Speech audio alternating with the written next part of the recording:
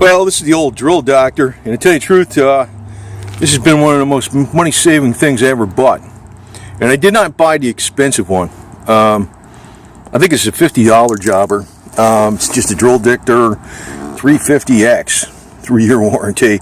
I know if you know how to use the stone on the grinder, you don't really need this damn thing if you're pretty smart, But this does make the job a lot easier. The only part that wears out in it is a stone inside there that you can change. And also, you want to pull this out, this piece out here, and clean it with a brush every once in a while, because it'll build up metal shavings.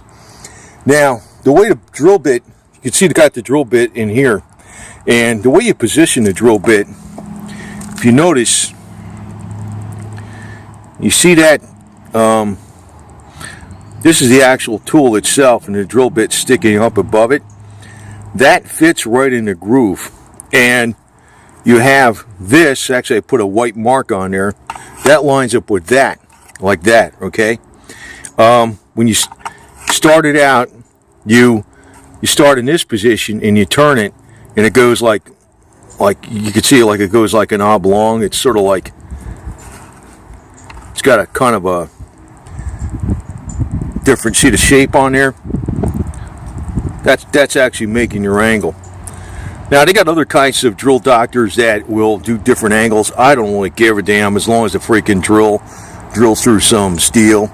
And this thing saved me from buying lots of freaking drill bits. I can tell you that right now. It's got the little switch in the back here. Turn it on. And there's a little, you can see the little stone in there.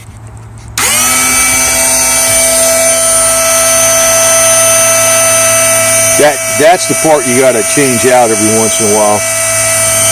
And actually, this thing here, you don't even have to freaking because it's open on the bottom.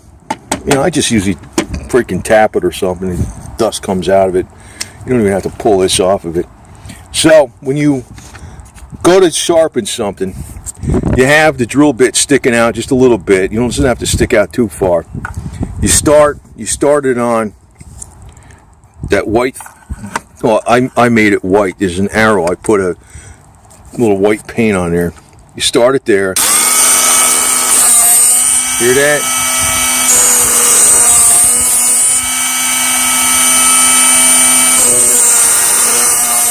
You don't press hard.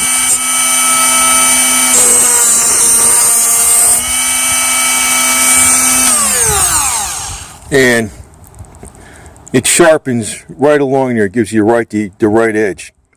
And I usually like using, instead of one hand, because I'm holding the camera with the other hand, I use the bolt hands. I have a hand around here, and I just kind of hold it like down here. So it's following that contour exactly. To tell you the truth, actually when I'm thinking about this could probably use some grease right here. And so it turns smoother. Now, I know it's only plastic on plastic, but you want it as smooth as possible so it's following that contour, not, jiggling around a little bit. I tell you the truth, I just thought of that about using the grease. And I can tell you right now, it's smoother.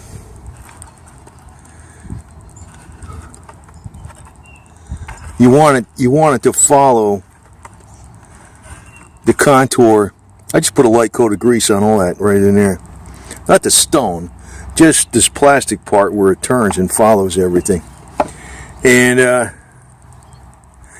you can tell this thing is kind of like not the most solid piece of crap going. I want to show you something else out too. Actually, this thing here, the threads, these plastic, this thing screws into here, and that tightens down these two metal pieces right here, right? And actually, this thing would actually be much better if it was made out of aluminum instead of plastic, because the threads started getting worn out, and when I tightened it down, it slipped. So I put a piece of plastic tape in there. So now when I tighten up the threads, it holds it in place. But still, I mean, I definitely got my money's worth out of this thing already for $50, man. It saved me umpteen sets of freaking drill bits. It only goes up to a certain size. I forget what it is exactly. Here's the angle, 118 degrees. And, you know, it's, okay, up to a 1/2 inch. Well, hell, that's freaking damn good. I don't think it went up that big. So it'll do all these. I think it doesn't do this one, this big one. I don't know if that's a half, I think it's a little more than a 1/2 inch. But I know it did all these. And to tell you the truth, it saved me a lot of bucks, because the little drill bits, they're not expensive to replace. And honestly, usually these little drill bits I break. I bust them. Now, if you break just the end, you can recut the end with this thing, okay? But to replace little tiny drill bits like 1/8 inch, 1/16 of an inch, 3/32, whatever, 3/64, they're not that much money. But to replace these, if they're worn out, hang it up. You'll be buying that. You'll be paying more money for replacing drill bits than buying that, by far. And I just thought of using the grease on there, because it says, I was using 2 hands to turn this, because it kind of,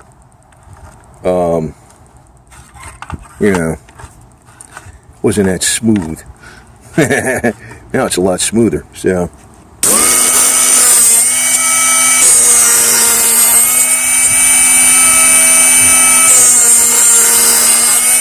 Oh yeah.